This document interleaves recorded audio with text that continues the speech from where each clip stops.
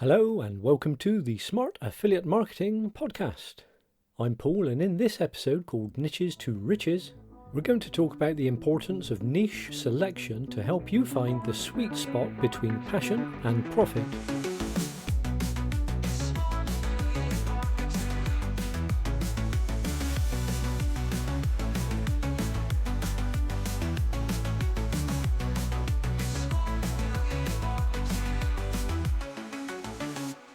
Niches to riches. In this episode, we actually get into some doingness on your part. Now, this is one of the first and most important steps that you're going to make. So if you can, grab a pen and paper to make some notes, and we're going to get straight into it. Selecting the right niche can make the difference between success and failure in affiliate marketing. So I want to help you get it right first time for the fastest route to success. Take copious notes if you can, or bookmark this podcast and pause the podcast whenever you need to. Why niche down? Well, some of the benefits of niching down and being very specific with your niche is that you'll have a highly targeted audience. You'll basically have deeper knowledge and you'll become the expert in your niche. As a result of these factors, you should get higher conversion rates than you otherwise would if you hadn't niched down. In most of the profitable areas online, such as health, wealth, relationships and self-improvement, there is so much competition that unless you niche down further, you're never going to make a big name for yourself. You can do this by putting your own angle on something specific within a niche and go into a sub-niche of a larger market. For example, instead of your niche being finance or money, it could be retirement planning for the over 50s. If your niche is too general, it will be very difficult to stand out amongst the competition and nobody will see you as an expert, rather just another fish in a big pond. My view is it's better to be a big fish in a small pond than a small fish in a big pond. With this in mind, the first step I want you to take is a self-discovery exercise. I'm going to give you the tools to help you identify your passions and your long-term interests, with a view to niching down. First of all, when you do come to make this list, do not rule anything out at this stage, even if it's something that you think there's no way you want to go into that niche because it's not for you or it's not going to be profitable. Don't have those thoughts, just list everything that comes to mind. One reason not to do this is the fact that you could combine two skill sets and make your own sub-niche that way. So please don't rule anything out at this stage. This is simply a brainstorming exercise. I don't know if you can do this right now or if you need to stop the recording or do it at some different time, but to brainstorm, basically grab a pen and paper or a spreadsheet or Word document and write down these three headers. The first header is work and careers. Any careers you've had to date, anything you've worked in, any market or industry you've worked in, make a list of all these things under that heading. The next header will be hobbies and interests.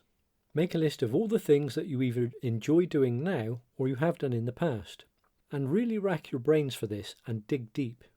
There may be pursuits that you used to enjoy that perhaps you don't do anymore, but you would perhaps love to rekindle that passion. And that could be the ideal niche for you, because if you go into a niche that you want to rekindle your love for, just by going into it, you'll be learning more and you will rekindle your own love for that item. That will help you become passionate and your energy will shine through and help you on the road to success. The third and final header for this brainstorming session is going to be life experiences. This can be anything from overcoming a health issue to parenting to perhaps you moved out of the city to the countryside and anything in which you've done it and you want to help others do the same. Or it could be more to do with personal development, self-confidence for example, overcoming anxiety. Any life experiences can be put into this section, as can any problems you've solved. Your three sections are career and work, hobbies and interests, and life experiences. Okay, feel free to pause this podcast and really dig deep when doing this exercise. This is a good place to pause, or maybe you want to do the exercise another time, which is fine. Once you have your list, we can now start digging a bit deeper into market research. What we want to do is look at market trends and competitor analysis to identify profitable niches from within your list. So, one at a time, I want you to look at the things you've written down and you should open a few different tabs on your browser. The first tab I would have open is Google Trends. In your next tab, perhaps, if you've got access to a keyword tool such as Google Keyword Planner or Keywords Everywhere, for example, or any other keyword tool, have a tab with that open. Or if you use software for your keyword research, have that open. I would have another tab open with Amazon so that we can research within Amazon. And then perhaps one final tab to have open is just simply good old Google. What we want to do next then is, using one of your brainstormed ideas one at a time, go through those 4 different tabs: Google Trends, the keyword tool, Amazon, and Google Search. Type in your main keyword or sub-niche thereof if you feel you should, and see what the results are. In Google Trends, for example, you're looking for at least a constant or upward trend. You don't really want to go into something with a downward trend unless it's a massive market perhaps, and maybe it's seasonal. So it could be a downward trend during the summer, but pick up again in the winter, or vice versa. So when you're looking at the trends, make sure you're looking over a long period of at least a year. Using the keyword tab or software, put your keyword in or perhaps some sub-keywords. Look at the results and just check that there are sufficient people searching for items within your niche. You can use your main keyword and related keywords. Ideally, your niche will have a number of keywords, not just the one. So when you come to do your online marketing, you will have more than one keyword that you can be vying for. Now, it's very rare that a niche would only have one keyword, but you do need a good spread of keywords to give you more avenues of attack, if you like. Next up, go to Amazon and see if there's any books or products in your niche that are selling. This is critical because if something isn't selling on Amazon, then the chances are it's not selling anywhere. And you may be looking at a niche that simply doesn't have any demand.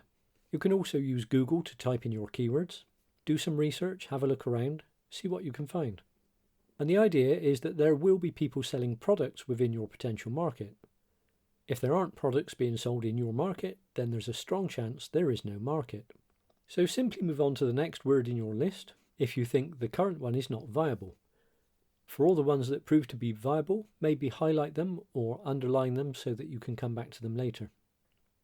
If you do run out of brainstorming ideas or ideas for niches, there's a number of sites you can go to get ideas. One quick example would be simply going to Amazon and looking at their best-selling products.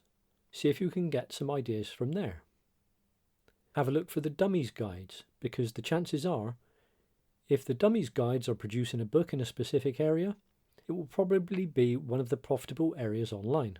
So that's a very good tip for finding potential niches on Amazon. Okay, well, you continue to work through the list, and perhaps you'll shortlist a few, and then perhaps you can intermingle them or make them work together.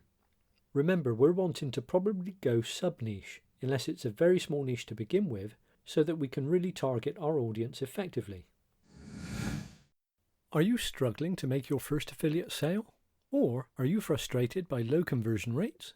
Download our free 20-step checklist to unlock the secrets to boosting your affiliate commissions and take your affiliate marketing results to the next level. Don't miss out. Grab your copy now at www.smartaffiliatepodcast.com/checklist. That's www.smartaffiliatepodcast.com/checklist. If you do really get stuck on which niche to go into, maybe you've not realised that you do actually have an interest in internet marketing, because if you didn't, you wouldn't be listening to this podcast. So you could potentially go into this niche, because if you did, you would automatically start learning more and more and more, and before you know it, you would be head and shoulders above 90% of the people in this space. Just because you're new now, it doesn't mean that you won't be picking up knowledge that is useful to pass on to other people. And before you know it, you'll be one of the experts in this niche.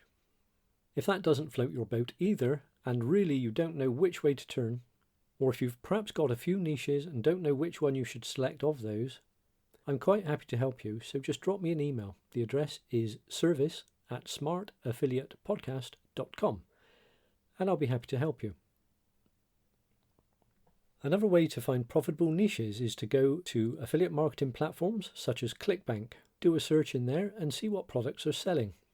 That might give you some more ideas of areas you may want to go into. And already you've established that there is a market and people are making sales, so you can piggyback onto that market yourself. After doing this exercise, you should now have a shortlist, or perhaps you've come down to just one niche or just a couple. We want to now look at the profitability factors. What we need to establish is, are affiliates making commissions with these products in this niche? If you don't know where to start, just Google your niche followed by affiliate program, and this should bring up some affiliate offers within your potential niche. You can look at these products and see what sort of commissions you would make through selling them. You may be able to establish if other people in your niche are making profits. Naturally, there must be product availability within your niche as an affiliate, otherwise there is no point going into that niche unless you want to create your own products. But again, with no proven track record, this would be quite a risky strategy if people aren't already selling products within that niche. The chances are there's no market or a very small one. Now that doesn't necessarily mean you can't make money, but it does mean you will be limited to a large degree. Another profitability factor to consider is the level of competition. High competition can be seen as a bad thing because it's harder to get heard, but it also means there is money to be made, so don't let it make you rule something out. It just means there is money to be made, but it might be slightly harder. That doesn't make it impossible because you can develop your own unique approach to the market, and there's nothing to stop you making headway using a different angle. Now, the ultimate goal, of course, is that you would find a highly profitable niche with low competition. But the internet marketing space is quite a mature market now, so the chances are that those aren't really overly available anymore, unless you can find a new niche or trend come into the forefront where people haven't jumped into it in their masses just yet. For example, AI was a big new niche a couple of years ago, but is probably in saturation now. But if something similar to the scale of AI were to come along as another big new trend, then it would be worth jumping into that and be there at the start of the trend. However, overall I would say it's more important to go into a niche that you're passionate about, that you have an interest in, rather than something you just want to make money with. This is simply because if you're not passionate about your niche, you won't come across as very enthusiastic to your audience, and they're not going to warm to you. They're not going to grow to know, like and trust you if you're not passionate about your niche. And indeed, you could even create a new sub-niche that nobody else has thought of or gone into yet. Now that would be a sub-niche, but if you know that the main niche, for example, anything to do with health, wealth, finance, beauty, anything in those areas, you can create your sub-niche, and your chances of success would be good because you're just going to go for a specific target audience within that bigger niche and produce an offer that's highly relevant to them. An example is just going for anything in the health niche is too general, so perhaps you could niche down and go into fitness for males over 60, for example. That's going to give you a much more highly targeted approach to your audience, and people will warm to you because of that. Okay, I think I've given you plenty of food for thought about niche research. Maybe you've found your niche already, or maybe you need to spend a bit more time looking again. You have my email address for any help you need. Again, it's service@smartaffiliatepodcast.com, and I'll be happy to help. In the next episode, we're going to look at finding your ideal audience, so you will have the best possible chance of building good relationships with them, connecting with them on a deeper level, and converting your leads into sales. Don't forget to do the niche finding exercise, and I'll see you next time. Goodbye.